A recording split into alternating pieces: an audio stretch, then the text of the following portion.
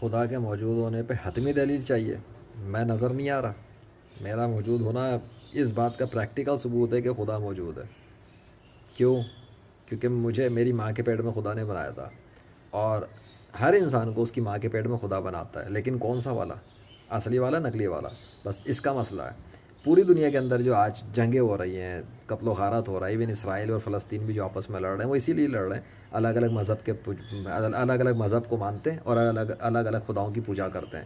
اگر ان کے اندر اختلاف نہیں ہوتا تو یہ لڑتے ایک دوسرے سے۔ بات یہ ہے کہ پرابلم ہی یہی ہے کہ کیا خدا کے ہونے کا حتمی ثبوت ہے؟ میں نے بتا دیا نا، میرا ہونا ہی پریکٹیکل ثبوت ہے، لیکن اگر آپ کو یقین نہیں آتا تو میں بتا دیتا ہوں، ہر بچہ مسلم پیدا ہوتا ہے اور ہر بچے کو اس کی ماں کے پیٹ میں صرف اللہ نے بنایا ہے۔ اس کا ثبوت دیکھنا ہے، پیدائشی بچے سے اس کے منہ سے سن لو، دیکھ لو کہ اللہ نے اس کے منہ سے اپنا نام کیسے بلوایا، معجزے کے طور پر، 21ویں صدی میں کیمروں کے دور میں۔